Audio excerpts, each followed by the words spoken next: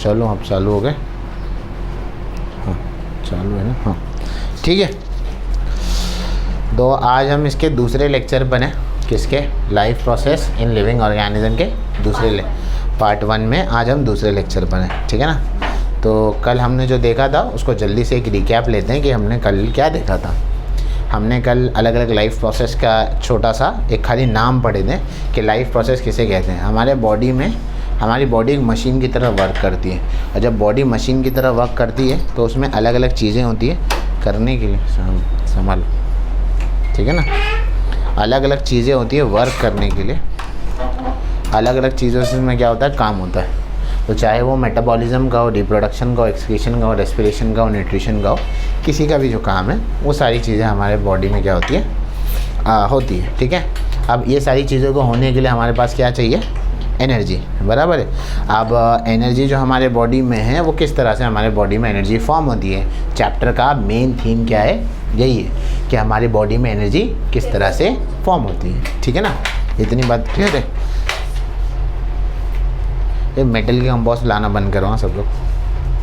फिर हमने ये देखा, ठीक है। इससे कुछ याद आया?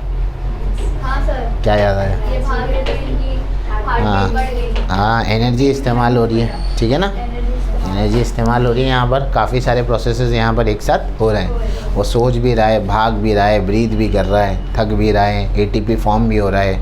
ठीक है।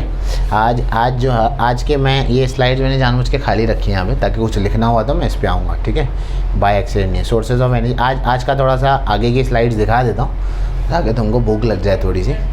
कलिंगड़ अभी अब की बार इफ्तार में यही बनाना गोल काटना, बीज निकाल के लगाना। ठीक है। हाँ आज हम इन्हें भी देखेंगे। ठीक है ना। हाँ ये सीन किसी को याद है? नहीं याद है? ये फिल्म नहीं पता तुम्हें? अच्छा पता है। मैं बोला हम लोग ही पुराने हो गए 10 साल हो गए फिल्म को आगे।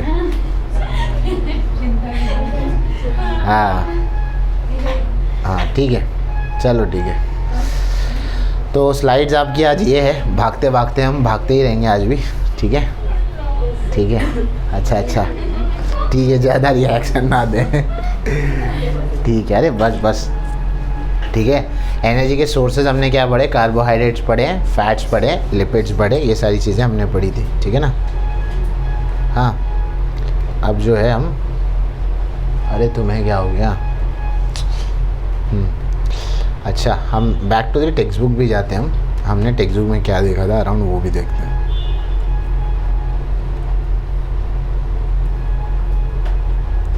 हमने टेक्स्ट बुक के अंदर कल हमने ये तो देख लिया था। हमने सबसे पहले क्या पढ़ा था? ग्लाइकोलिसिस के बारे में पढ़ा था। बराबर है। ग्लाइकोलिसिस का मतलब क्या होता है?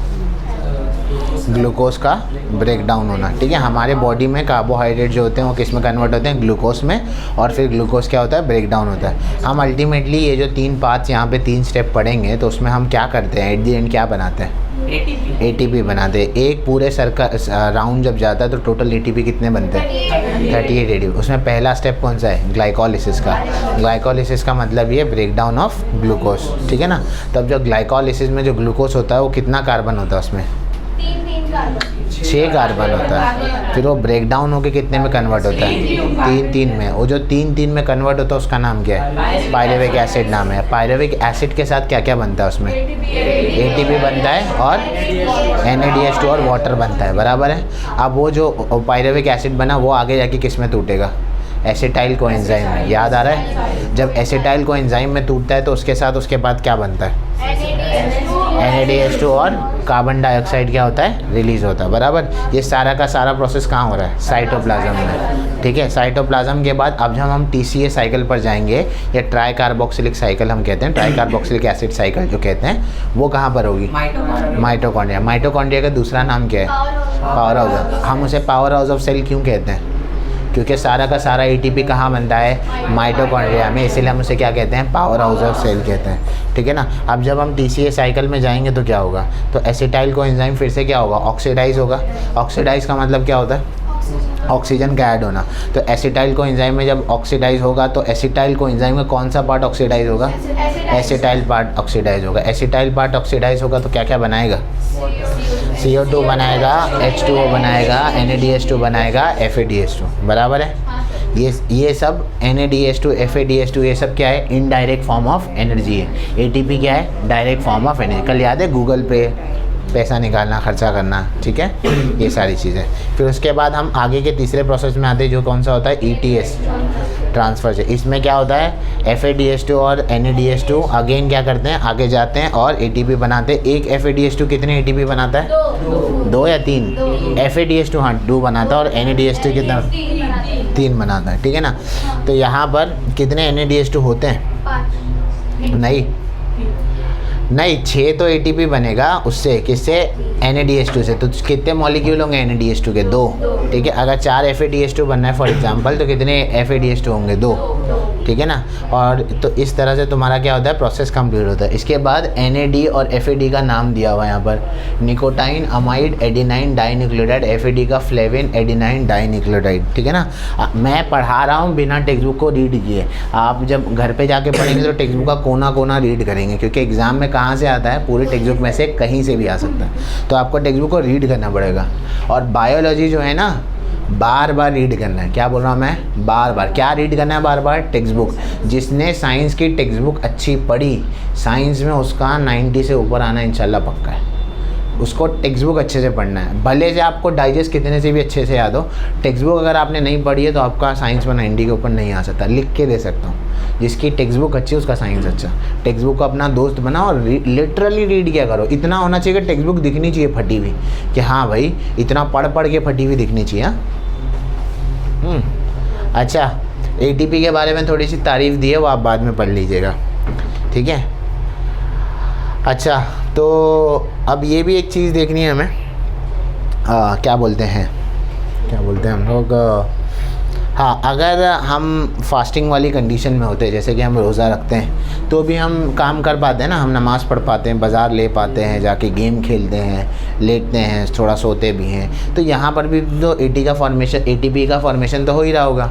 बट सवाल ये है कि हम तो रोज़े के दरमियान में खाना तो खाते नहीं हैं, खाना खाते नहीं है तो ग्लूकोज बनेगा कैसे, मतलब कार्बोहाइड्रेट्स मिलेगा नहीं, कार्बोहाइड्रेट्स नहीं मिलेगा तो पढ़ो ना, कार्बोहाइड्रेट मिलेगा नहीं, कार्बोहाइड्रेट अगर नहीं मिलेगा तो क्या होगा, ग्लूकोज नहीं बनेगा, और अगर ग्लूकोज ना बने तो क्या होगा, ATP नहीं बनेगा। तो रमज़ान में ऐसा क्या होता है कि हम ये एनर्जी कहाँ से लाते होंगे फिर, अल्लाह की मदद। अच्छा, सहरी, तो सहरी से तो थोड़ा टाइम चलेगा ना, सहरी से अपन कर लिए तो वही होता है, सो के उठ जाते हैं, तब तक अजीब सा एक फीलिंग आती है ना रमज़ान में, सो के उठने का आती है, नहीं आती है, आती है ना, हाँ। तो वहीं तक जाएंगे, फिर उसके आगे क्या करेंगे, जो दिन भर हम लोग कहाँ से बॉडी में एनर्जी बनता होगा। तो हमने क्या पढ़ा था, सोर्सेज ऑफ एनर्जी कार्बोहाइड्रेट्स के अलावा क्या है, मैंने 3 पॉइंट लिखाए थे ना पीछे वाली स्लाइड में, फैट्स और लिपिड्स। तो अब हमारी बॉडी में कौन एनर्जी कहाँ से लेंगे, फैट्स और लिपिड्स से। फैट्स और लिपिड्स को हम लोग किस में कन्वर्ट करेंगे, ग्लूकोज में, और फिर ग्लूकोज से क्या बनाएंगे, ATP बनाएंगे। समझ में आ रहा है। इसीलिए जिनके बॉडी में ज़्यादा फैट नहीं होता, या जो ज़्यादा दुबले होते हैं, तो उनको तकलीफ़ होती है रोज़ा रखने में, क्योंकि आपके बॉडी में एनर्जी मिलेगी ना। तो होता है ना, बेचारे कुछ लोग रखते हैं रोज़े, बोले नहीं हो रहा है ना। कुछ लोग बोलते देख गुनहगार होगा जैसे रोज़ा नहीं हो रहा है ना, बोले एक गुनहगार होगा इसलिए इससे रोज़ा नहीं, ऐसा नहीं है। तो जो लोग दुबले हैं फिर उन्हें क्या करना चाहिए, किताब में तो दिया नहीं है। तो जो लोग दुबले उन्हें क्या करना चाहिए, उन्हें ऐसे शहरी में ऐसी चीज़ें खानी चाहिए जो लॉन्ग टर्म के लिए आपको क्या दे, एनर्जी दे। खजूर हो गया, ठीक है ना। अब आप फ़ौरन बहुत सारा खा तो नहीं सकते ना, इतना सारा खा लीजिए, कुछ लिमिट होगी ना, आपका मुंह भी है, पेट भी है, तो आपकी लिमिट होगी, ऐसे तो नहीं हो। तो आपको वो खाने जिससे लॉन्ग टर्म आपको क्या मिले, एनर्जी मिले, ठीक है ना। और ये बहुत डिफ़िकल्ट होता है, दुबले हो जाए, जिनके बॉडी में फ़ैट हो, तो भी डिफ़िकल्ट होता है लॉन्ग टर्म के लिए बिना एनर्जी के सर्वाइव करना। पर याद रखो, इफ्तार से पहले, ये किताब में नहीं दिया है, इफ्तार से पहले आए तक आपकी बॉडी में अगर किसी को वेट लूज़ करना होता है ना, तो उसको जस्ट इफ्तार से आधा पौना घंटा पहले एक्सरसाइज करना चाहिए, क्योंकि बॉडी वहाँ पे पीक पर आ जाती है। मतलब क्या, बॉडी में कुछ भी नहीं है, खाली हो जाती है शाम तक बॉडी।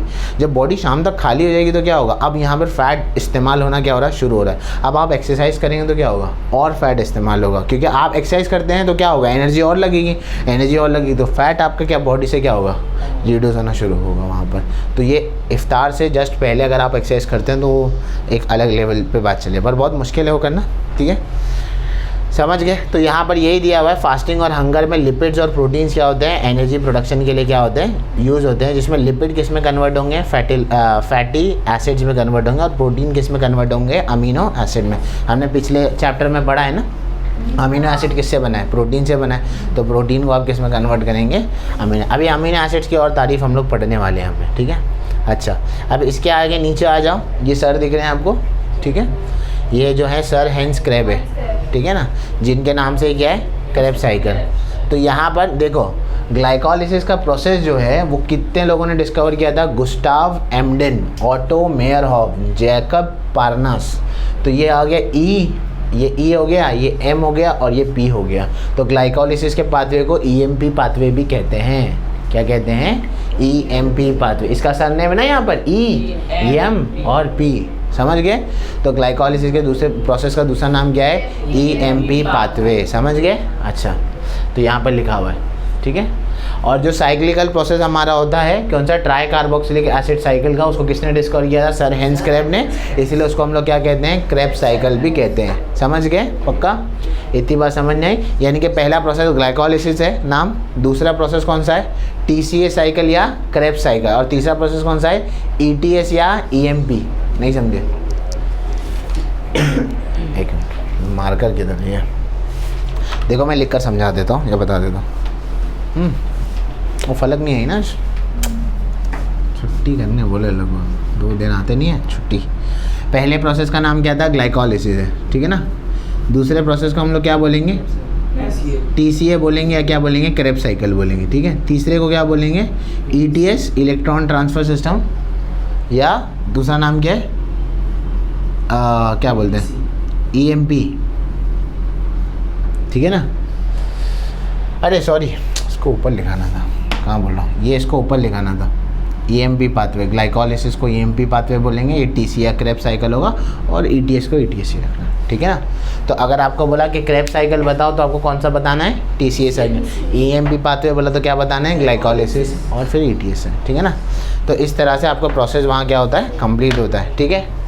अब ये समझे? अच्छा, अब पहले ये वाला चार्ट देखो, इस तरफ वाला, ये इस तरफ वाला आपको चार्ट दिख रहा है, ठीक है ना।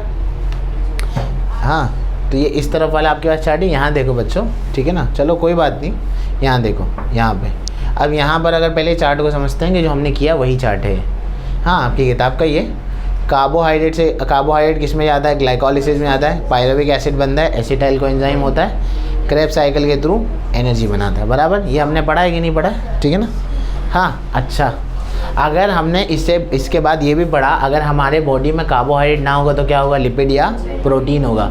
लिपिड किस में कन्वर्ट होगा, फैटी एसिड में, और वो डायरेक्ट फैटी एसिड से क्या बनेगा, एसिटाइल कोएंजाइम, फिर क्रेब साइकिल, फिर ये, बराबर है। और इसी तरह से अगर प्रोटीन होगा तो क्या बनाएगा, अमीनो एसिड, फिर एसिटाइल कोएंजाइम, फिर क्रेब साइकिल, और फिर एनर्जी। तो इससे क्या समझे, इससे ये समझे जो पीछे पूरा पढ़ा था उसकी समरी है ये। अगर ये याद है तो पीछे का पूरा 2 पेज का आंसर लिख सकते हो, ये याद करना है आपको।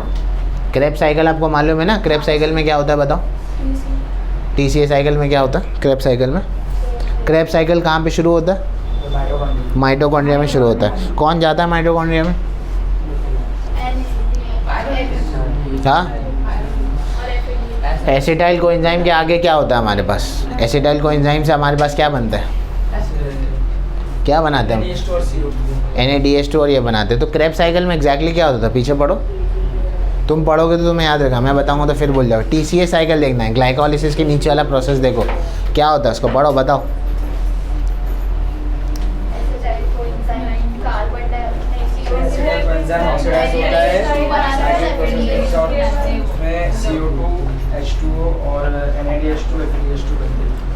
बराबर है ना। तो उसके अंदर ATP फॉर्म होते हैं या नहीं होते, हाँ बराबर। फिर उसके बाद ये लास्ट स्टेप है, बराबर है। तो ये आप क्या करेंगे मालूम है, आप इसको एक्सप्लेन करेंगे घर पे जाके खुद से वर्ड्स में, समझ गए। तब आपको क्रेब साइकिल पूरी याद हो जाएगी, टीसीए साइकिल आपको पूरी याद हो जाएगी, और EMP क्या ETS भी याद हो जाएगा, समझ गए। पूरा 1-1.5 पेज का आंसर है, विद डायग्राम याद हो जाएगा आपको, समझ गए। ये पूरा हो गया, ठीक है। अच्छा, अब इसके बाजू वाले पे आने से पहले अब हम इस फ़ोटो का मतलब समझाता हूँ। कल मुझे कोई टीचर पूछ रहे थे, बोले सर आप ये फ़ोटो डाले हैं तो ये चैप्टर से कैसे रिलेट करते हैं, मतलब अच्छे मैनर में पूछ रहे थे, फिर मैंने उन्हें समझाया, ठीक है। तो ठीक है। अच्छा हाँ ठीक है ना। हाँ अब ये यहाँ पर टोटल 36 या 38 दिया हुआ है, फिलहाल के लिए कन्फ्यूजन नहीं रखता हूँ, आप याद रखेंगे 38 ATP टोटल क्या होता है, बनता है। एनर्जी प्रोड्यूस ग्लाइकोलिसिस में 2 ATP 2 NADH2 बनता है ना। 2 NADH2 बनेगा तो कहीं पे 4 दिया जाता है, कहीं पे 6 दिया जाता है। हमने क्या पढ़ा था, एक NADH2 कितना बनाता है, 3 ATP बनाता है। 3 बनाएगा तो कितने बनेंगे, 6 बनेंगे। फिर उसके बाद ग्लाइकोलिसिस और क्रेब्स साइकिल जो हम पढ़ते हैं उसके बीच में एक इंटरमीडिएट प्रोसेस होता है जो अभी हमें दिया नहीं है 10th स्टैंडर्ड में, तो वहाँ भी 2 NADH2 बनता है। तो कितने ATP हो गए, 6। क्रेब्स साइकिल में आ जाओ, 6 2 और 2 ATP, तो 6 3 कितना होगा, 18 टोटल। मतलब ETS में और क्रेब्स साइकिल को मिला के बना, 2 FADH2 होता है तो 4, 2 ATP होता है तो टोटल करोगे कितना होगा, 38 ATP। ये कोई तुमसे पूछने वाला नहीं है, एक्स्ट्रा इन्फॉर्मेशन है, 12th स्टैंडर्ड में पूछेंगे, अभी नहीं, ठीक है। ये एक्स्ट्रा इन्फॉर्मेशन है, खाली याद रखना है, किताब में नहीं है, बता रहा हूँ, ठीक है। तो और उसमें कोई सवाल है तो मत पूछना। How ATP is form while fasting, वो हम पढ़ चुके हैं अब भी, है ना। लिपिड्स और प्रोटीन से, लिपिड्स किस में कन्वर्ट होगा, फैटी एसिड में। प्रोटीन किस में कन्वर्ट होगा, अमीनो एसिड में, ठीक है ना। और ये आपका कलिंगड़ है, ठीक है। अब हम इस पे आते हैं, इसके हाँ ठीक है। ये सीन में कहाँ होता है, पीछे भैंसें भाग रही होती है, ठीक है। ये वो वाला नहीं है जहाँ टमाटर वमाटर मार रहे हैं, नहीं वो नहीं है, ये भैंसें भाग रही होती है पीछे, नहीं याद है, पीछे भैंसें दिख रही कि नहीं दिख रही, दिख रहे तुम लोग, दिख रहे हो अच्छा पैर दिख रहे, ठीक है। अच्छा हाँ तो यहाँ पर हाँ तो ऊपर, अब ठीक है सीन को छोड़ते हैं, ठीक है ना। कुछ लोग बुक में देखेंगे और कुछ लोग यहाँ देखेंगे, ऊपर क्या लिखा हुआ है, एनारोबिक रेस्पिरेशन, ठीक है ना। अब ये लोग भागेंगे तो क्या होगा, किडनी में इधर दुखेगा ठीक है, तो इनको भी हाँ किडनी में हार्ट अटैक आएंगे इनके, हाँ आराम से, ठीक है ये तो कल भी बोला था मैंने, ठीक है। हाँ अच्छा बस बेटा, ठीक है। तो इनके किडनी में हार्ट अटैक आएगा, मतलब इनको दुखेगा ना। हाँ तो आज हम पढ़ेंगे कि हमें यहाँ दुखता क्यों है, ऐसा होता क्यों है, ठीक है। अब मेरे को ये बताओ कि प्लांट को भी तो किसी ना किसी ग्रो होने के लिए कुछ ना कुछ अमाउंट में उसको भी तो ऑक्सीजन चाहिए होता होगा, ठीक है ना। हाँ सनलाइट भी चाहिए होता होगा। तो ज़मीन के नीचे तो सीड होता है, ज़मीन के नीचे सीड होता है नहीं होता। मछली पानी के अंदर भी सांस लेती है, मछली सांस लेती है मालूम है ना, हम पानी के अंदर सांस नहीं ले पाते। तो क्या पानी के अंदर ऑक्सीजन होता है? हाँ होता है। उसे कहते हैं डिज़ोल्व ऑक्सीजन, पर उसकी मात्रा कितनी होती है, बहुत ही कम होती है। इसीलिए हम पानी के अंदर हम सांस नहीं ले पाते हैं, क्योंकि हमारे पास गिल्स नहीं होती।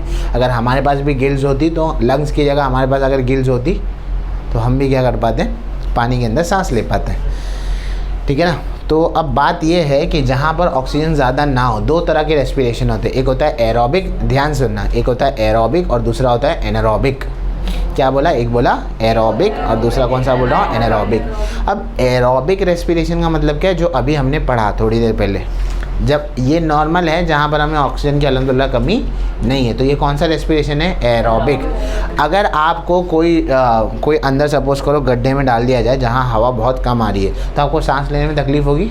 जहाँ ऑक्सीजन का प्रेजेंस बहुत कम हो जाए, ना के बराबर हो जाए, वो कौन सा रेस्पिरेशन होगा, एनारोबिक रेस्पिरेशन होगा। पर तुम बोलेंगे सर यहाँ तो खुली हवा में भाग रहा है, ठीक है, फिर भी उसकी किडनी में दुख रहा है। किडनी में नहीं दुखता है एक्चुअली, फिर भी उसको दुख रहा है, हार्ट अटैक आ रहा है उसको, ठीक है ना। पर ये ऐसा क्यों हो रहा है, क्योंकि ये तो खुली हवा में भाग रहा है, ठीक है ना। अब होगा क्या, इसका रीज़न बड़ा इंटरेस्टिंग है, उसको सुनते हैं। अब एनारोबिक रेस्पिरेशन में होगा क्या, ये जो भी हमने अभी तक पढ़ा, EMP पाथवे पढ़ा और क्रेब्स साइकिल पढ़ा, ग्लाइकोलिसिस पढ़ा, इसमें ऑक्सीजन क्या था, अच्छी मात्रा में मेरे पास अवेलेबल था। अब क्या होगा ये ध्यान सुनो, ठीक है। आप अभी यहाँ से उठ के अगर भागोगे तो क्या होगा, आपको ज़ोर ज़ोर से सांस आएगी, ज़ोर ज़ोर से सांस आएगी ना सफ़िया, आएगी ना, ठीक है ना। हाँ नींद नहीं आएगी, सांस आएगी, ठीक है ना। हाँ तो क्या होगा, सांस आती है हमें, ठीक है, ज़ोर ज़ोर से सांस आती। तो अगर ज़ोर ज़ोर से सांस आएगी तो इसका मतलब क्या, अभी आपने क्रेब्स साइकिल, ग्लाइकोलिसिस ये सब पढ़ लिया, तो इसका मतलब क्या है, इसका मतलब ये है अब आपको ATP ज़्यादा लगेंगे, है ना। ATP तो क्या लगेंगे, आपको ज़्यादा लगेंगे। अब ATP ज़्यादा लगे, आप है ना और तेज़ भाग रहे, बोले आज तो मैं ऐसा भागूंगा, यहाँ से घर से भाग ही जाऊँगा रिजल्ट आने के बाद, जैसे आप भागते होंगे घर पे, ठीक है ना, वैसा बोले भागो, तो आप भाग रहे हैं। अब ATP तो अपने बॉडी में किसी एक रेट पे बनता है ना, ऐसा तो नहीं कि आप तेज़ भागोगे तो ATP फटाफट बनेगा, ऐसा तो नहीं है। तो क्या होगा, अब एटीपी तो आपकी बॉडी में जितने रेट पे बन रहा है वो बनेगा और आपको एनर्जी मिल रही है। अब एक पॉइंट आ जाएगा, उस पॉइंट के बाद क्या होगा, अब आप तेज़ हो जाओगे और एटीपी का रेट क्या हो जाएगा, स्लो हो जाएगा। जब एटीपी का रेट स्लो हो जाता है तो अपनी बॉडी में बनता है लैक्टिक एसिड। क्या बनता है? Lactic acid. तो अब जब हम भागते हैं तो हमारे इस हिस्से में लैक्टिक एसिड बनता है। जब वो लैक्टिक एसिड बनता है तो हमें क्या होता है? पेन महसूस होता है। क्या महसूस होता है? पेन। जैसे कि हाँ, भागने से भी होता है। अभी डंबल्स उठाने, अब तो आपको दुखता है, आप डंबल्स उठाएंगे दुखेगा, आप पुशअप करेंगे आपको दुखेगा। क्यों? आपका जो बॉडी का फ्लो है, रेस्पिरेशन है, आपको जो एनर्जी चाहिए वो पूरी तरह से आपको नहीं मिल रही। अब नहीं मिलेगी तो क्या होगा? वहाँ पर लैक्टिक एसिड बनना शुरू होगा। जहाँ पर लैक्टिक एसिड बनना शुरू होगा वहाँ पर आपको क्या महसूस होगा? पेन महसूस होगा। समझ में आ गया? आप अपनी अब आप बोलेंगे सर उसेन बोल्ट इतना ज़ोर से भागता है तो उसको तो दुखता नहीं होगा या कम दुखता होगा, तो उसका बॉडी अलग है क्या? नहीं, उसने वैसे सिचुएशन को आहिस्ता आहिस्ता अडॉप्ट किया। आप बॉडी को आहिस्ता आहिस्ता अडॉप्ट करोगे तो पहले 5 किलो का भी बच्चा डंबल नहीं उठा पाता है, फिर आहिस्ता आहिस्ता करके वो 30-35 किलो के डंबल उठाने लगता है। जो भी अगर आदमी जाए स्टार्टिंग में जिम में आप जाएंगे तो आपको 2 किलो का 5 किलो का डंबल देंगे, वो ऐसे ऐसे ऐसे करके उठाते हैं ऊपर। ठीक है, तो एक टाइम आता है बड़ा बड़ा वो पूरा बार जो है आप आराम से उठा लेंगे। आप बॉडी को ऐसे अडेप्ट कर लेते हैं। ठीक है ना? दुखता तो हर एक को है। अगर आप समझ रहे हैं कि कोई बॉडी बिल्डर जो है इतना बड़ा है तो क्या उसको दुखेगा नहीं? क्या दुखता तो उसको भी है। ठीक है ना? क्योंकि लैक्टिक एसिड उसके भी बॉडी में बनता है। क्या? नहीं, ऐसा नहीं, दुखेगा आपको हर दिन।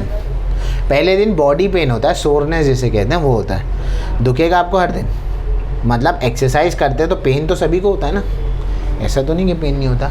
तो अब आते हैं एनारोबिक रेस्पिरेशन पे, जो मैंने बताया। तो एरोबिक और एनारोबिक रेस्पिरेशन में फ़र्क क्या है? हाँ, वेरी गुड। एनारोबिक में क्या होता है? कम होता है। तो अगर एनारोबिक में ऑक्सीजन कम है तो हमारा सिचुएशन क्या होगा? इस चार्ट से समझते हैं। टेक्स्ट बुक में बहुत अच्छे से चार्ट दिया हुआ है। ग्लूकोज वो एक ग्लाइकोलिसिस होता है। ठीक है ना? अब जब ग्लूकोज से ग्लाइकोलिसिस होगा तो यहाँ पर हम देख रहे थे पायरुविक एसिड यहाँ बन रहा था, बराबर है। तो अब हम यहाँ से गए तो ग्लाइकोलिसिस के बाद पायरुविक एसिड ही बनता है, तो हमको भी मालूम है। ठीक है ना? अब अगर सीधे सीधे पहले प्रोसेस में जाते हैं तो देखते हैं ग्लूकोज से क्या होगा? पायरुविक एसिड बनेगा। ठीक है ना? फिर एक प्रोसेस होगा जिसे हम क्या कहेंगे? फर्मेंटेशन। अब जब फर्मेंटेशन होगा तो फर्मेंटेशन के बाद यहाँ पर ये अलग अलग आपको ये दिया हुआ है, ये किस किस में ये प्रोसेस होता है। एनारोबिक रेस्पिरेशन में ये प्रोसेस होगा विनेगर्स में। विनेगर समझता है ना? ठीक है ना? फर्मेंटेशन का मतलब समझते हो? कोई चीज़ सड़ जाना, उसे फर्मेंटेशन कहते हैं। कोई चीज़ अब विनेगर कैसा होता है? खट्टा होता है ना, है ना? उसका टेस्ट खट्टा का होता है। दही जो होता है वो आपको खट्टा लगता है ना, थोड़ा सा टाइम हो जाए तो खट्टा लगने लगता है। तो जब सड़ जाती है ना कोई चीज़, जब जैसे शराब होती है, वो कैसे बनाई जाती है? हाँ, सड़े हुए फ्रूट्स को या मोस्टली अंगूर को सड़ा कर जो है क्या बनाई जाती है? शराब बनाई जाती है, तभी उसका टेस्ट आता है। और वो वाइन वगैरह को सालों तक जितना रखेंगे वो उतनी महंगी बोतल हो जाती है, मालूम है? हाँ, क्योंकि वो जितना साल पुराना होते जाएगा उसका टेस्ट उतना चेंज होते जाता है। मतलब वो एक एक बोतल लोग 10-10, 15-15 साल संभाल के रखते हैं। ठीक है ना? 10-10, 15-15 साल संभाल के रखते हैं, फिर उसमें टेस्ट बदल जाता है, क्योंकि वो 10-15 साल में भी तो सड़ता तो रहेगा ही ना। वैसा वाला सड़ने वाला नहीं जैसा अपन सोच रहे हैं, वो कुछ और होता होगा, मुझे भी नहीं मालूम। ठीक है ना? अच्छा, अगर आपके बॉडी में ग्लूकोज नहीं है तो आप डायरेक्ट किससे शुरू कर रहे हो? पायरुविक एसिड से। तो पायरुविक एसिड अगेन फर्मेंटेशन, और ये किसका एग्जाम्पल है? अल्कोहल। और फर्मेंटेशन होगा उससे अल्कोहल बनेगा, और ये एग्जाम्पल इसका यीस्ट का। यीस्ट कहाँ पर होता है मालूम है? यीस्ट ब्रेड में होता है। मैं यीस्ट का फ़ोटो दिखा देता हूँ तुमको। हाँ,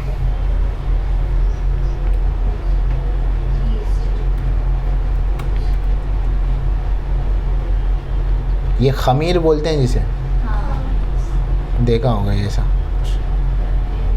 ठीक है ना? वो ये ब्रेड भी बनता है इससे, एक तरह के आटे की तरह ही होता है। ठीक है? हाँ, तो यहाँ पर अब ये वाला प्रोसेस हमारी बॉडी में होता है। ठीक है ना? तो यहाँ पर अगर पायरुविक एसिड है, क्या है हमारे पास? अब पायरुविक एसिड है, ग्लूकोज हो गया, ग्लाइकोलिसिस हो गया, पायरुविक एसिड तक अब हम आ गए। अब फर्मेंटेशन होगा और हमारी बॉडी में क्या बनेगा? Lactic acid. एग्जाम्पल में क्या दिया? Muscle cell.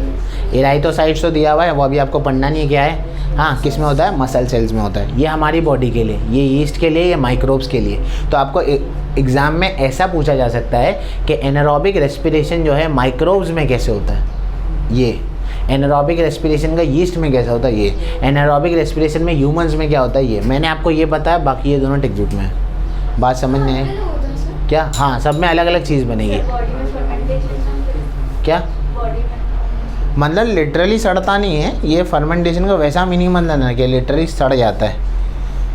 एग्जैक्ट मतलब एग्जैक्ट रिएक्शन तो मुझे भी नहीं पता कि फर्मेंटेशन में एग्जैक्टली बॉडी में क्या होता है, बट चलो ठीक है, मैं पढ़ के बताऊंगा। शायद मैं गलत बताने से अच्छा है कि मैं इसको पढ़ के बताऊँ, तो कल मुझे याद दिलाना, तो मैं इसको पढ़ूंगा कि बॉडी में एग्जैक्टली फर्मेंटेशन में होता क्या है, ठीक है। बाकी इसमें फर्मेंटेशन वही है जो हम समझते हैं, चीज़ें ख़राब हो रही है, यहाँ पर भी क्या हो रही है, चीज़ें ख़राब हो रही है, ठीक है ना। अच्छा, तो नीचे इसका कुछ वही दिया हुआ है जो हमने पढ़ा है यहाँ पर, नीचे उसका डिस्क्रिप्शन में वही है। एक बार रीड कर देता हूँ मैं आपके लिए। Some organism can not live in the presence of oxygen, example many bacteria. Such organism have to perform anaerobic respiration for energy production. Glycolysis of fermentation are 2 step on. ये सब जाने दो, वही मैंने बताया वही है ये, आप पढ़ लेना इसको। खाली यहाँ पे नीचे पढ़ देता हूँ, जहाँ कर्सर है वो देख लो। और muscle cells also perform anaerobic respiration while performing the exercise. Due to this less amount of energy is produce in our body and lactic acid accumulate due to which we feel tired, ठीक है ना। तो वही है, यहाँ पर कम amount में energy बनती है और हम एक्सरसाइज करते हैं तो हमें क्या लगता है, थकान महसूस होती है। क्या महसूस होती है? थकान महसूस। बट क्या आपको ये ऐसा नहीं लगता कि ऐसा क्यों बना हुआ है हमारी बॉडी में? मतलब अगर लैक्टिक एसिड प्रोड्यूस ही नहीं होता तो हम एक्सरसाइज करके थकान तो महसूस ही नहीं करते, तो सही है ना। लैक्टिक एसिड तो बॉडी में बनना ही नहीं चाहिए। सवाल नहीं आया मन में? नहीं, पीछे वाले रीज़न को ही जोड़ो इससे। मतलब लैक्टिक एसिड क्यों बनना, नहीं बनना चाहिए, थकान होनी ही चाहिए। फिर तो मैं एक्सरसाइज करता रहूँगा, एक ही दिन में बॉडी बना के बाहर निकल जाएंगे।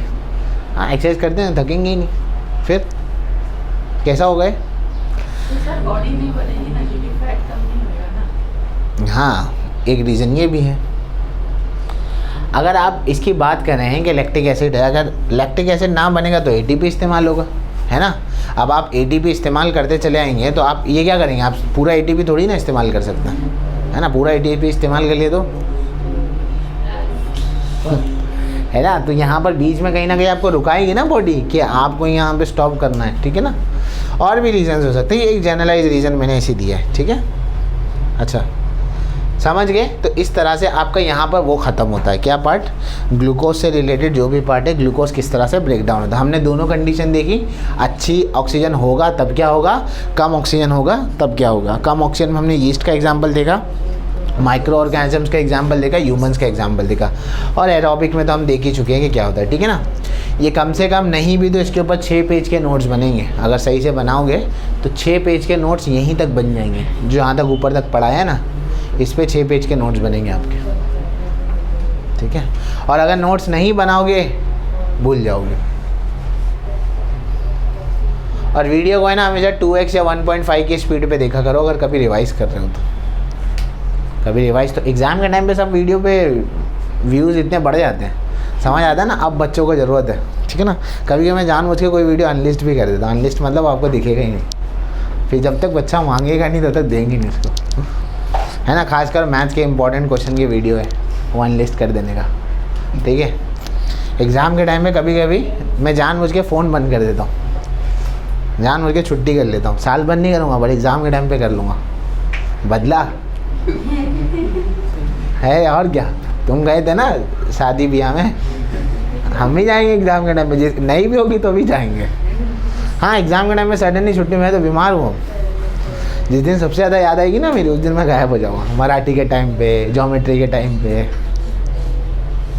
बहुत मज़ा आता है, बहुत मज़ा आता है। मतलब यह है ना बदले वाला सीज़न। अब एग्ज़ाम आता है, जब बोर्ड का एग्ज़ाम आएगा तो हमारा सीज़न आता है, क्या याद आती है हमारी। यहाँ सबसे इम्पोर्टेंट आदमी फील करवाते हो, बहुत मज़ा आता है। चलो ठीक है, आएंगे वो भी टाइम है, बोर्ड एग्ज़ाम आने दो, देखो क्या डिमांड होती है हमारी। आप बोलेंगे सर टाइम टेबल बनाओ, चलो ठीक है। हाँ, अच्छा, आगे बढ़ते हैं हम लोग अभी। तो ये तो हो गया हमारा ये पार्ट, ठीक है ना। अब हमने पिछले चैप्टर में इतना झंझट करके क्या सीखा था, हमने ये सीखा था कि भाई ये प्रोटीन बनता कैसे है ना। उल्टा प्रोसेस जाएंगे तो प्रोटीन किससे बनता है, अमीनो एसिड से। और प्रोटीन इतना इंपॉर्टेंट है कि इसको बनाता कौन है, डीएनए बनाता है। डीएनए इतनी इंपॉर्टेंट चीज़ है जो अल्टीमेटली प्रोटीन बनाता है। अब ये अमीनो एसिड से प्रोटीन हमारी बॉडी में बना, यानी कि इसका कुछ तो इम्पोर्टेंस होगा ना, है ना। ये इंपॉर्टेंस क्या वाला मैं ये, अगर मैं इसको दिखाऊं तुमको थोड़ा सा ऊपर करके, ये अमीनो एसिड दिख रहा है। अब एक अमीनो एसिड से क्या क्या बन सकता है। ये अमीनो एसिड जो आपको कहाँ मिलेगा, स्किन में मिलेगा, मेलेनिन होगा, केराटिन में होगा। स्किन तो मालूम है, मेलेनिन आपके स्किन का जो कलर होता है वो, केराटिन बाल के अंदर एक तरह का प्रोटीन होता है, उसे केराटिन कहते हैं, ठीक है ना। आपको अमीनो एसिड और भी बहुत अलग अलग जगह मिलेगा, मैं सारी चीज़ें एक्सप्लेन नहीं करूँगा यहाँ पर। बोन्स में मिलेगा आपको, वो ऑयसिन आप नहीं पढ़ेंगे अभी। अमीनो एसिड जो है आपको सेल मेम्ब्रेन में मिलेगा, अलग अलग एंजाइम में मिलेगा। बॉडी जो एंजाइम क्या होते हैं, बॉडी के अंदर अलग अलग तरह के केमिकल जो रेट ऑफ रिएक्शन को फास्ट करते हैं। पेनक्रियाज में मिलेगा, इंसुलिन में मिलेगा, ट्रिप्सिन में मिलेगा। पेनक्रिया आपको पता होगी पेट में होती है। इंसुलिन जो हमारे शुगर लेवल को कंट्रोल करती है। इंसुलिन लगाते ना बाहर से, नॉट वो सिरिंज है वो, इंसुलिन बोल रहा हूँ मैं, इंसुलिन। डायबिटिक पेशेंट को इंसुलिन लगाई जाती है। हाँ, इंसुलिन माने सुई नहीं, इंसुलिन जो होता है बच्चों जिससे शुगर लेवल कंट्रोल होता है। अगर किसी डायबिटीज़ कैसे होती है, बोलेंगे ज़्यादा मीठा खाने से होती है, पर अक्सर कई लोग, हेरिडिटी भी होता है, पर अक्सर कई लोगों को डायबिटीज़ हो जाती है पर वो मीठा खाते नहीं है ज़्यादा। सर ऐसा बोलते हैं ना कि घर पे मतलब जैसे चलते हुए आते हैं, जैसे अगर हाँ। आपको डायबिटीज है, हाँ वो तो है, हेरिडिटी जिसे इसने कहा कि अगर आपके पापा या हमारे पापा या किसी को भी हो तो हमें आने के ज़्यादा चांसेस है। पर फर्स्ट पर्सन को आती कैसे? ज़्यादा मीठा खाना एक रीज़न है, और एक रीज़न क्या है बता देता हूँ, ठीक है। किताब का पार्ट नहीं है, ऑफ द टॉपिक बात है। डायबिटीज़ होने का एक मेजर रीज़न होता है कि बार बार खाना खाना। जैसे कि आप अभी घर पे गए, 5 रुपये का चिप्स का पैकेट खोला, खाए, थोड़ी देर बाद छोटा भाई आया, उसका भी छीन के खा लिए। मैंने बोले ला इधर बता, नया तो लेके आया, मेरे लिए नहीं लाया, खा लिए, ठीक है। फिर अम्मी आए, लाए, उसे थैली से लाए, वो भी खा लिए। फिर खाना खाए, सोए, फिर उठे, फिर खाए। आप थोड़ा थोड़ा खा रहे हो पर बार बार खा रहे हो। बार बार खाने से क्या होगा, पेनक्रिया जो है उसको आप बार बार काम पे लगाएंगे। बार बार काम पे लगाएंगे तो पेनक्रिया क्या हो जाता है, उसकी एफिशिएंसी कम हो जाती है, और फिर बाद में वो शुगर लेवल आपकी बॉडी का मेंटेन नहीं रख पाता। जब शुगर लेवल मेंटेन नहीं रखेगा तो शुगर लेवल क्या होगा, बढ़ेगा, और आपको डायबिटीज़ हो जाएगी। अब आप कम भी खाएंगे तब भी हो जाएगा, इसलिए बार बार नहीं खाना चाहिए। एक ही बार खाओ लगा नहीं, नॉट लाइक दैट, बार बार मतलब खाएं, कम अमाउंट में खाएं। ऐसा नहीं होता बोले लाओ अम्मा आज खाने में 3 प्लेट दो, ठीक है, 50 रोटी, 3 किलो चावल। छोटे थे तो एक प्रोग्राम आता था अलिफ लैला करके, वो अरेबियन नाइट्स वाला होता है, शायद सुना हो। हाँ, तो उसके अंदर है ना एक ना शैतान हुआ करता था, मतलब वो शैतान ही था, उसकी बड़ी मूंछें और ऐसे सींग थी। तो शैतान की माँ बड़ी परेशान होती थी। बोले क्यों? क्योंकि शैतान जो है एक बार में 50 रोटी खाता था। और उसकी माँ रोटी बनाते बनाते परेशान हो जाती थी, ठीक है। तो back to amino acids now. तो अमीनो एसिड्स पर आते हैं, क्या पता तुम में से भी कोई खाता हो, दिखता नहीं हो। शैतान तो सभी को ही बोलते हैं, खाते हैं बच्चे, बहुत खाते हैं। चिप्स के पैकेट ऐसे ही ख़त्म होते हैं क्या बेकरी वाले के यहाँ, ठीक है। हाँ, अमीनो एसिड्स में ये सारी चीज़ें होती हैं, ठीक है ना। अच्छा, अब थोड़ा सा अमीनो एसिड्स और प्रोटीन्स के बारे में थोड़ी सी इन्फॉर्मेशन और ले लेते हैं। अच्छा ये सुनो, अब ये एक बात है यहाँ पर जहाँ ये पैराग्राफ जो दिख रहा है आपको, प्रोटीन जो है आप सबको मालूम है अमीनो एसिड से बना होता है, ठीक है ना। प्रोटीन्स ऑफ एनिमल ओरिजिन, ये यहाँ से जहाँ पे मैं हाईलाइट कर रहा हूँ, proteins of animal origin are called as first class protein. Animal origin को फर्स्ट क्लास प्रोटीन बोलते हैं। इसका मतलब क्या होता है? फर्स्ट क्लास प्रोटीन वो है जहाँ वो सोर्सेस जैसे कि एग हो गया, मीट हो गया, उस सोर्सेस से आपको जो प्रोटीन मिलता है कौन सा प्रोटीन होता है? फर्स्ट क्लास प्रोटीन उसको बोलते हैं, ठीक है ना। अच्छा, आपको पर ग्राम ऑफ प्रोटीन से कितनी कैलोरी एनर्जी मिलती है? 4 किलो कैलोरी एनर्जी। 4 किलो मतलब 4000, ठीक है ना।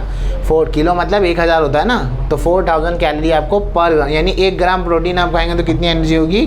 4000 कैलोरी होगी। अब घर पे जाओ, गूगल पे अंदाज़ा लगाओ कि 4000 कैलोरी कितनी होती है। ये घर पे जाओ, अंदाज़ा लगाओ कि तुम्हारी जो एज है 15-14 साल की, जो भी तुम्हारी एज है, पता लगाओ कि तुमको एक दिन में कितनी एनर्जी चाहिए, ठीक है ना। अच्छा, आगे चलते हैं। अब ये जो अमीनो एसिड्स हैं, इसके बारे में बाकी सारी चीज़ें तो वही है कि अमीनो एसिड्स को जब प्रोटीन को हम डाइजेस्ट करते हैं तो किस में ब्रेक डाउन हो जाएंगे, फिर से अमीनो एसिड्स में ब्रेक डाउन हो जाएंगे। और फिर ये अमीनो एसिड्स कहाँ कहाँ इस्तेमाल होते हैं वो सारी चीज़ें हम यहाँ पर देख चुके हैं, ठीक है ना। ये अलग अलग जगह पर क्या हो जाते हैं, इस्तेमाल है, ठीक है। ये हो गया। अब नीचे वाले पैराग्राफ पर आ जाते हैं, ये वाले पर, ठीक है ना। हमने प्रोटीन के बारे में तो पढ़ लिया, पर एक चीज़ों के बारे में हम डिस्कस ही नहीं करते हैं एक्चुअली, वो है लिपिड्स। लिपिड्स, ठीक है ना, लिपिड्स के बारे में हम डिस्कस नहीं करते हैं। अब ये जो लिपिड्स है वो किससे बनता है? लिपिड्स जो है बेटा दो चीज़ों से बनता है, फैटी एसिड और अल्कोहल, ठीक है ना। वहाँ दिया हुआ देखो, फैटी एसिड और अल्कोहल से बनता है, ठीक है ना। अब लिपिड्स जो है ये करेगा क्या? जब लिपिड्स आप कंज्यूम करेंगे तो फैटी एसिड और अल्कोहल में कन्वर्ट होता है। उसके बाद जो है ना आपकी बॉडी में जब ये चला जाएगा तो फैटी एसिड वहाँ वो वाली सारी जगहों पर चला जाएगा जहाँ फैटी एसिड का इस्तेमाल किया जाता है। जैसे फैटी एसिड्स को आप इस्तेमाल कर सकते हो सेल मेम्ब्रेन के लिए, आई थिंक, अगर if I am not wrong. हाँ तो देखो उसके अंदर प्लाज्मा मेम्ब्रेन के लिए, ठीक है ना, प्लाज्मा मेम्ब्रेन जो बनता है। अब ये प्लाज्मा मेम्ब्रेन क्या होता है? फैटी एसिड्स को आप प्लाज्मा मेम्ब्रेन के लिए इस्तेमाल कर सकते हो। इसका मतलब क्या? सेल के अराउंड एक लेयर होती है, ठीक है ना, प्लाज्मा मेम्ब्रेन, तो वहाँ पर क्या इस्तेमाल होता है? आपका फैटी एसिड इस्तेमाल होता है। उसके अलावा ये हार्मोन्स रिलीज़ करता है हमारे बॉडी में, प्रोजेस्टेरॉन, ईस्ट्रोजन, टेस्टोस्टेरोन, ऑल्डोस्टेरोन। ये बहुत इंपॉर्टेंट हार्मोन है। अगले लेक्चर में, अगले चैप्टर में हम इसके बारे में पढ़ने वाले हैं। एस्ट्रोजन, टेस्टोस्टेरोन, ये नाम शायद आपने सुना भी हो, ठीक है ना। ये जब आप अडल्ट बनते हो तो अडल्ट बनते वक्त आपकी बॉडी में अब ये हार्मोन रिलीज़ होने लगते हैं, समझ आ रहा है। आप अडल्ट, जब आपको बायोलॉजिकली आप अडल्ट कब बनते? जब आपकी बॉडी में ये सारे हार्मोन्स रिलीज़ होना शुरू हो जाए, ठीक है ना, तब आप क्या होंगे? अडल्ट बनना शुरू होंगे। तो उसके लिए भी ये इंपॉर्टेंट, यानी लिपिड्स का इतना ज़्यादा इंपॉर्टेंस है, ठीक है ना। अच्छा, हाँ, तो यहाँ पर फैटी एसिड ये हो गया। और इसके अलावा नर्व सेल के एक्सॉन की कवरिंग में ये इस्तेमाल होता है। नर्व सेल का एक्सॉन ये क्या है बता दो। हमारा जो ब्रेन है ना, ब्रेन में जो सेल्स होती है ना, उसमें एक शेप होता है एक्सॉन। ऐसे अपना अंडा जैसे फ्राई होता है ना, हाफ फ्राई, ऐसे कैसे दिखते हैं, हाँ, तो उसमें जहाँ से सिग्नल जाता है ना वहाँ उसको एक्सॉन कहते हैं, जो सिग्नल लेके आता है। और जो सिग्नल देता है वो क्या होता है? डेंड्रॉन होता है। तो एक्सॉन की कवरिंग पर वो क्या होता है? मौजूद होता है, ठीक है। हाँ, तो चाहो तो गूगल करके बाद में देख लेना, ठीक है। प्रोटीन के 1 ग्राम से कितनी एनर्जी मिलती थी? 4000। लिपिड के 1 ग्राम से कितनी मिलती है? 9000, ठीक है। हाँ, एक्सेस ऑफ लिपिड जो होगा वो हमारी बॉडी में किस में स्टोर हो जाएगा? Adipose connective tissue. Adipose connective tissue, by the way maths science में टिश्यू किसे कहते हैं? टिश्यू सेल को। सेल और टिश्यू में डिफरेंस क्या है बच्चों? हाँ, ग्रुप ऑफ सेल्स को हम क्या कहते हैं? टिश्यू कहते हैं। हम सेल की जमातों को मिला लें, जैसे बच्चों की जमातों को मिला लें तो खबीस हो जाते हैं, वैसे मजाक कर रहा हूँ, ठीक है ना। सेल की जमातों को मिला लें तो क्या बन जाएगा? टिश्यू बन जाएगा। वैसे यहाँ पर है adipose connective tissue. Adipose connective tissue को हम फैटी टिश्यू भी कहते हैं। कभी ये ऑब्जर्व किया है, कोई जो आदमी जो मोटा होता है उसको ठंडी नहीं लगती, दुबले पतले आदमी को ठंडी लगती है ना। बोले सुकड़ा है, इसे ठंडी लग रही है ना। वो मोटा है, बोले उसे ठंडी नहीं लगी। ऐसे सुकड़ा मोटा तो बोलना गलत है, बट साइंस के हिसाब से जो आदमी वजनी है उसके बॉडी में एडिपोज कनेक्टिव टिश्यू होता है, फैट होता है यानी कि। और जब फैट होता है तो बॉडी को क्या देता है? गर्माहट देता है। तो उसको बेचारे को गर्मी भी तो ज़्यादा होगी, समझ रहे ना, उसको गर्मी मतलब सर वो जो है स्किन, हाँ, वो पोलर भी है लोगों के पास है। कौन सी स्किन? मतलब वो ऐसा ठंडी सहन कर पाते हैं। हाँ, तो वो तो उसका तो बॉडी टाइप ही अलग है, हमारी तरह नहीं है, ठीक है। हाँ, क्या सो लिपिड्स का नहीं था। लिपिड्स मतलब, अब ये लिपिड्स जो है हमको कहाँ मिलेंगे? लिपिड्स मतलब जैसे कि हम जब खाने को डाइजेस्ट करते हैं ना, तो हमारे खाना 3 हिस्सों में डिवाइड हो जाता है। ये हो गया कार्बोहाइड्रेट्स हो गया, एक लिपिड्स हो गया और एक फैट हो गया। अब वो जहाँ अगर लिपिड्स का इस्तेमाल करना है तो बॉडी में प्लाज्मा मेम्ब्रेन के लिए इस्तेमाल कर लो, हार्मोन्स बनाने के लिए इस्तेमाल कर लो, नर्व सेल बनाने के लिए इस्तेमाल कर लो, फैटी टिश्यू के लिए इस्तेमाल कर लो। तो यहाँ पर सारी चीज़ें हमें मिलेंगी। तो इस तरह से लिपिड्स हमारे लिए क्या करता है? काम करता है, समझे। तो हमने ये टॉपिक एक्चुअली क्या था, मैं टॉपिक का नाम ही नहीं बताया। Energy from different food components, हमारे को अलग अलग फूड कंपोनेंट से कैसे एनर्जी मिलती है। तो इसमें हमने अमीनो एसिड्स और प्रोटीन्स के बारे में पढ़ा और लिपिड्स के बारे में पढ़ा, ठीक है। याद रहेगी इतनी बात? ओके, थोड़ा और पढ़ते हैं, जहाँ तक जाना है फिर वहाँ पर रुक जाएंगे। हाँ बोलो। बॉडी को पेन क्यों महसूस होता है आपको? क्या बॉडी को पेन क्यों महसूस होता है? पेन महसूस क्यों होगा? क्योंकि लैक्टिक एसिड बनेगा। लैक्टिक एसिड एक पेन का एहसास देगा, वहाँ पर थकान तो होगी। और दूसरी चीज़ है क्या होगा, मान लो मैं जब ये चीज़ कर रहा हूँ ना, ये पार्ट में मुझे क्या चाहिए, अब ये पार्ट में मुझे ऑक्सीजन चाहिए ताकि सारी चीज़ें हो बराबर से, ब्लड सप्लाई हो बराबर हो। अब उस पार्ट पर मैं इतना जल्दी तो पहुंचा नहीं पाऊंगा सारी चीज़ों को, तो उस जगह पर क्या जमा हो जाएगा, लैक्टिक एसिड जमा हो जाएगा, और जब तक लैक्टिक एसिड निकलेगा नहीं तब तक मुझे दुखता रहेगा, तो मैं वहाँ पर रुक जाऊँगा। और कोई कन्फ्यूजन? मतलब जब लैक्टिक एसिड निकल जाएगा तब पेन भी चला जाएगा? हाँ, पेन भी चला जाएगा। जो अपने को यहाँ दुखता है, यहाँ दुखता है, आहिस्ता आहिस्ता पेन भी कम हो जाएगा। ऐसा हम एक्सरसाइज जिम से आने के बाद आप क्या करते हैं, आराम करते हैं, आपको बहुत नींद आती है, आपको सुकून की नींद आती है, आप सो जाते हैं, ठीक है ना। एक टाइम ऐसे तो बताना नहीं चाहिए, पर मैं एग्जांपल है तो चलो ठीक है बता रहा हूँ। तो एक बैच था जहाँ मैं पढ़ाता था, तो मैं मॉर्निंग में जब आता था जिम से, उसके बाद मैं अपने घर जाता था, 15 मिनट में चेंज करके और 15-20 मिनट में चेंज करके मैं यहाँ पे आके क्लासरूम में पढ़ाना शुरू कर देता था। अब जब मैं पढ़ाना शुरू करता था पहले 10 मिनट तो कुछ नहीं होता था, 10-15-20 मिनट के बाद मुझे पसीने आने लगते थे। इतने पसीने आने लगते थे जितने जिम में नहीं आए होंगे, इतने पसीने आने लगते थे। फिर मैं रुक गया, फिर मैं जिनके जिम जाता था तो उनसे पूछा, तो उन्होंने बोला कि आपको रेस्ट तो करना पड़ेगा, तो मैंने अपनी टाइमिंग को चेंज कर दिया। तो आप उसको इससे कैसे रिलेट कर सकते हो? अब मैं जिम से आया हूँ ना, अब मुझे मेरी बॉडी को आराम चाहिए। क्यों? क्योंकि मेरी बॉडी को वर्क करने के लिए जितने एटीपी चाहिए अभी वो है नहीं, समझ। मैं अपने बॉडी को क्या कर रहा हूँ, पुश कर रहा हूँ। अब मैं पुश कर रहा हूँ अपनी बॉडी को यूज़ करने के लिए, तो वहाँ पर फैट इस्तेमाल होना शुरू होगा। फैट इस्तेमाल होना शुरू होगा तो याद रखना, फैट जो है ना ये एक हीट ऑब्जॉर्बेंट की तरह काम करता है। अब ये फैट जब इस्तेमाल होगा तो कहीं ना कहीं मेरी बॉडी में क्या होगी, हीट भी जनरेट होगी, और मैं नॉर्मली भी घूमूंगा तो मेरे को पसीना पसीना आने लगेगा। इसलिए जो लोग रात में जिम करते हैं सुबह में थोड़ा देर से उठते हैं, क्योंकि उनको रात में नींद आती है काफ़ी। नींद आने का वजह क्या है, एटीपी प्रोड्यूस ना बॉडी में। रोज़े में अपन सोते हैं ना बहुत ज़्यादा, ट्रेन लगा के सोते हैं, मतलब ट्रेन टू ट्रेन, मतलब फजर से जौहर तक, नमाज से नमाज तक सोते हैं ना। फजर पढ़ के सोए तो जौहर में उठे, जौहर पढ़ के सोए तो कोई असर में उठे, असर में कोई रहता है ना, वो सीधा तो मतलब चैलेंज लगा के सोते, देख फजर में सोऊंगा मगरिब में उठूंगा, जादू होते हैं ना, सीधा असर में उठते और मस्जिद में आते, बोले चलो इफ्तारी लानी है तो इफ्तारी लेके आते। तो ये होता क्यों ऐसा, रमज़ान में इतनी नींद क्यों आती है, कभी सोचा नहीं? एटीपी कम हो जाता है। हाँ, बॉडी का एनर्जी लेवल कम हो जाता है। बॉडी अब क्या बोलता है, भाई अब मोबाइल की चार्जिंग नहीं होगी तो इस्तेमाल करोगे क्या, उसे चार्जिंग पे लगाओगे? बस बॉडी को चार्ज करना है, तुमको चार्ज करना है तो ऐसे करना पड़ेगा, ठीक है ना। ऐसे सोने से बॉडी चार्ज होती है? नहीं, एनर्जी कम इस्तेमाल होती है, तब तक एनर्जी बन जाती है। और आप मोबाइल पे आप चार्जिंग पे लगा के रखे हो और इस्तेमाल भी कर रहे हो तो चार्जिंग तो होती ही रहेगी, चार्जिंग आहिस्ता आहिस्ता बढ़ेगी, बट वो क्या बोलते हैं, मोबाइल भी तो इस्तेमाल हो रहा है ना। तो इसलिए जब आप सो जाते हैं ना तो आपके बॉडी में एनर्जी तो आप कम इस्तेमाल करेंगे, क्योंकि आप सो रहे हैं। आप सोचते हैं ना, अगर आप सोच रहे, अभी आप बैठे हैं ना, क्या आपकी एनर्जी खर्च हो रही है एटीपी?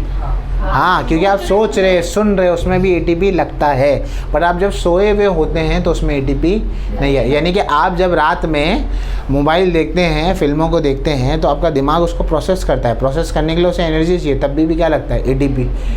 अगर अभी आपने कभी किया है या नहीं किया, शायद बड़े होके कभी आप रात में सपोज करो फिल्म देख रहे हैं, आपने फिल्म देखी या आप बहुत देर तक रात में फिल्म देख रहे हैं, 1-2 बज गए, आपको रात में 2-2:30 बजे भूख लगेगी, फिर से आपने रात में खाया हो, आपको भूख लगेगी, नहीं लगती? नहीं लगती। घर के आप घूस बन जाएंगे, फिर आप जाएंगे और ढूंढने खाना ढूंढेंगे, है ना। बस वही, क्योंकि आप जब पिक्चरें भी देख रहे हैं या कुछ और देख रहे हैं तो आपका दिमाग जो है कंटिन्यूसली तभी भी काम कर रहा है। आपको लग रहा है मैं तो लेटा हुआ हूँ, कुछ नहीं हो रहा, आपका दिमाग तब भी तो प्रोसेस कर रहा है चीज़ों को और आपको एनर्जी लग रही है। इसीलिए बोला जाता है कि सोने से आधा घंटा पहले आप मोबाइल को छोड़ दें। सर सपना देखते उसमें भी एटीपी यूज होता है? वो नहीं मालूम शायद होता हो, उसमें भी यूज़ होता हो। अब ठीक है ना, होता तो होगा, ठीक है। हाँ चलो थोड़ा सा बाकी है, पूरा करते हैं। सर ये चैप्टर कब खत्म होगा? कल खत्म होगा। क्यों, बोरिंग चैप्टर है? अच्छा ठीक है। अब आपको एक आपकी फेवरेट पिक्चर दिखाता हूँ, मतलब फ़ोटो। ये शायद मैंने डाली नहीं क्या? हाँ, मिस्टर बीमारी सर? नहीं ये बाजी, ये ठीक है ना, ठीक है ना। आपने ये सब तो सुना ही होगा। और ये विटामिन खाओ, पेरेंट्स को कुछ ना कुछ, हर इंडिया के पेरेंट्स को कुछ ना कुछ ना पता हो, पर उन्हें विटामिन के बारे में ज़रूर पता होता है। और ये उन्हें खाली ये पता होता है कि विटामिन जो है वो भाजी में ही होगा, या ज़्यादा फ्रूट तक। अगर उसके बाद अगर तुमने कुछ खाया है तो उससे कुछ विटामिन तो तुमको मिलने ही नहीं वाला। और कहीं पर भी कोई रिश्तेदार के यहाँ जाएंगे तो तुम्हारा नाम बताने से पहले ये बोलेंगे देखो भाजी नहीं खाता है, एकदम पॉइंट है। है ना, लेकिन ये भाजी नहीं खाता है। इसका रिलेवेंस आपके इंट्रोडक्शन से क्या है ज़रा बताया जाए। यहाँ कभी कभी तो ऐसे ही होता है कि ऑफिस में पेरेंट्स आते सर बोलो भाजी खाने मैं क्या किसान हूँ मैं माइंड नहीं करता, मैं बता हाँ भाई खा ले, अब क्या बोलूँ क्या बोलूँ मैं, क्या टीवी में रोज सुबह आके ऐड देता हूँ मैं कि भाई भाजी खा लो ऐसे रिक्वेस्ट आती तो क्या बोलूँ, अंदर ही अंदर हंस लेता हूँ, मतलब क्या करें, टीचर नहीं शक्तिमान समझा हमको है। ठीक है, तो यहाँ पे क्या दिख रहा है आपको, ये विटामिन दिख रहे हैं, विटामिन ए बी सी, है ना, ये कुछ ऐसे एसेंशियल। एक्चुअली विटामिन क्या क्यों है हमारी बॉडी में, विटामिन जो है एक सर्टेन ग्रोथ के लिए क्या होते हैं हमारी बॉडी में ज़रूरी होते हैं। आपको मुंह में छाले आते हैं, हाँ, कल पता लगाना कि कौन से विटामिन की कमी से आपको छाले, विटामिन डी के, वेरी गुड। मुंह में अक्सर बच्चों को छाले आ जाते हैं, छाले पता लगाओ, सर मच्छी खाने से नहीं आते? मच्छी खाने से नहीं, विटामिन की कमी से आते हैं। गाजर खाने से मतलब मच्छी खाना चाहिए ना सर? हाँ, क्या मच्छी खाना चाहिए फिर छाले नहीं आएंगे। हाँ खाना चाहिए अगर किसी को विटामिन डी की कमी है या उसके। कैसा मालूम पड़ेगा? पता नहीं चलेगा। गूगल करो ना क्या ये सब का कमी है। अच्छा ये सब की कमी है, वो तो उसके लिए तो ब्लड टेस्ट करवाना पड़ेगा ना, वो ब्लड टेस्ट होगा जो भी होगा उससे पता लगेगा आपको कि आपके, या आपको वो सिम्टम्स दिखेंगे ना, जैसे कि आपको छाले आ रहे हैं तो आपको सिम्टम्स दिखेंगे उसके, क्या मेरे बॉडी में आपके आई साइट वीक हो रही है, आपके अगर चश्मे का नंबर एकदम स्टार्टिंग वाला है ना आपका, तो आपको ये कैरेट वगैरह आपको ज़्यादा खानी चाहिए। आपका चश्मे का नंबर स्टार्टिंग में है तो निकल जाएगा, हाँ निकल जाता है, मतलब रेगुलर बेस पे अगर आप खाएंगे तो वो आपका निकल जाएगा। ठीक है ना, तो ये सारे विटामिन सी है, नींबू में विटामिन सी होता है, सिट्रिक एसिड जिसे कहते हैं हम लोग। ठीक है, यहाँ पर विटामिन के है, वहाँ विटामिन डी है। क्या सर विटामिन ई में कौन से फूल है? ये ई में ये फूल मेरे को नहीं मालूम, ये कड़ी पत्ता हो सकता है, ये जो मालूम नहीं क्या है, एवोकाडो। आजकल ये विटामिन जो के जो है, अब ये किसके लिए इस्तेमाल होगा वो तो दिया नहीं है किताब में भी, बट इन सब में आपको विटामिन के मिलेगा, जानना है तो पढ़ सकते हो। मतलब अंडे में 2 विटामिन है? हाँ अंडे में 2 विटामिन है, तो ब्राउन ये बीट रूट है। ठीक है, मैंने सोचा नहीं था पिक्चर का इतना एनालिसिस करवाओगे मैंने सुबह डाल दिया पिक्चर। ठीक है, हाँ तो ये यानी कि आप सुबह में अगर अंडा मिस करते हो खाना तो आप 2 विटामिन मिस करके आते हो, डी और के मिस करके आते हो। ठीक है ना, हाँ विटामिन, ठीक है, अच्छा ओके, तो चलो ठीक है, तुम सबको विटामिन के बारे में काफ़ी कुछ पता है अरे अपन क्या बताएं ठीक है, अच्छा देख लो, विटामिन के बारे में हम थोड़ा पढ़ भी लेते हैं। तो विटामिन जो है heterogeneous compound of which is essential for proper operation of various processes in the body. ठीक है ना, there are main 6 types of vitamin, 6 type के विटामिन होते हैं, A B C D E के, जो अभी हम लोगों ने देखा था। ठीक है ना, आउट ऑफ दिस याद रखना, ये पूछा जाता है एग्जाम में, एडेक, यानी कि एडेक माने ए डी ई के, ये कौन से होते हैं, फैट सोल्यूबल, और बी और सी जो होते हैं वो वाटर सोल्यूबल होता है। हाँ ठीक है ना, अच्छा इसके अलावा कुछ और विटामिन के नाम याद रखो। विटामिन B2 जो होता है उसे राइबोफ्लोविन कहते हैं, विटामिन B3 जो होता है उसे निकोटामाइड कहते हैं। ये किसके लिए दिया हुआ है, ये सारी चीज़ें, ये विटामिन जो है, vitamin like this and this are necessary for their production. मतलब अगर हमारे बॉडी में FADH2 और NADH2 बनना है तो उसके लिए हमारी बॉडी में B2 और B3 विटामिन होना ज़रूरी है। ठीक है ना, इतनी बात समझे। अच्छा अगर ये समझने आ गया तो इसीलिए बोला जाता है कि आप एक बैलेंस डाइट करें। बैलेंस डाइट का मतलब क्या है, आप सिर्फ चिकन ना खाएं, आप सिर्फ भाजी ना खाएं, आप सिर्फ मिल्क ना पिएं, आपकी बैलेंस डाइट होना चाहिए। आपको सब खाना चाहिए, आपको दाल भी खानी चाहिए, आपको चिकन भी खाना चाहिए, आपको भाजी भी खानी चाहिए। एक आप एक बैलेंस डाइट लेके चले तो आपके बॉडी में, अगर सपोज करो विटामिन B2 और B3 आपकी बॉडी में ना हो तो क्या होगा, FADH2 NADH2 बनेगा नहीं, एनर्जी का प्रोडक्शन क्या हो जाएगा, कम हो जाएगा, आपको वीकनेस महसूस होने लगेगी। ठीक है ना, अब इसके बाद ये आखिरी पार्ट है आज के लिए, पढ़ लेते हैं फिर मराठी पे जाएंगे, ठीक है ना। अब हमारी बॉडी में अगर आप देखेंगे तो हमारी बॉडी में पानी कितना है, 65 to 70% जो है हमारी बॉडी में क्या है, पानी है। ठीक है, पानी इतना महत्व रखता है, इतना ज़्यादा हमारी बॉडी में, इसीलिए अच्छा पानी पिया जाता है। जो लोग बहुत जैसे एथलीट्स होते हैं, ऐसा सुना है मैंने, मुझे नहीं पता, बोले विराट कोहली जो है वो 1 लाख रुपए का पानी पीता है, एक बॉटल। ऐसे सुना है मैंने, सच है झूठे हो पता नहीं। हाँ फ़र्क है उसमें, उसमें कई सारे ज़्यादा मिनरल्स होते हैं। जैसे आपने एक्वाफीना पिया होगा पानी और बिस्लेरी का पिया है, अलग अलग है थोड़ा, दोनों मिनरल वाटर ही है, पर एक्वाफीना थोड़ा अलग होता है। एक्वाफीना शायद अब बंद हो गया, नहीं आता है, बिस्लेरी तो हमेशा से ही है ना, ठीक है ना। तो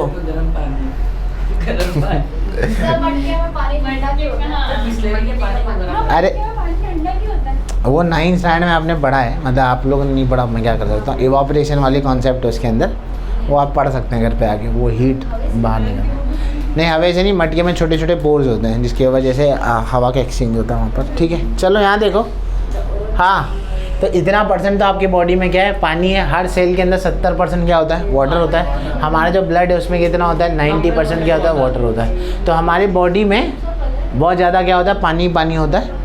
तो अगर हमारे बॉडी में थोड़ा भी पानी लूज़ हो जाए तो हमें क्या होगा, अनईजीनेस क्या होने लगेगी, फील होने लगेगी, ठीक है ना। तो hence water is essential nutrient, इतना याद रखना है, ठीक है। उसके अलावा एक और एक चीज़ है, फाइबर्स के बारे में बात हो रही है। फाइबर जो होते हैं वो हमें फ्रूट से मिलते हैं। कभी भी आप फ्रूट लाए ना तो उसका जूस बनाकर ना पिए, क्योंकि अगर आप जूस बनाएंगे तो फ्रूट में से उसका फाइबर निकल जाता है। फ्रूट में बहुत सारे फाइबर क्या होता है, अपने को तो घुटली मालूम है, याद है ना। फाइबर क्या, हाँ उसके जो छिलका होता है उसमें एक्चुअली फाइबर होता है। एक्चुअली छिलके के छिलका मत खाओ तुम लोग ज़्यादा एक्साइटेड हो गए चैप्टर को लेके। छिलका नहीं खाने का, छिलके के साथ फ्रूट खाने का, ठीक है। वाटरमेलन में नहीं बाबा, जैसे एप्पल हो गया, अगर पॉसिबल है तो तुम्हारे लिए मैंगो हो गया, जज्बाती मत हो जा। कलिंगड़ के साथ अगर उसका वो खा लिया तो फिर दांत भी चले जाएंगे। अंगूर बेटा,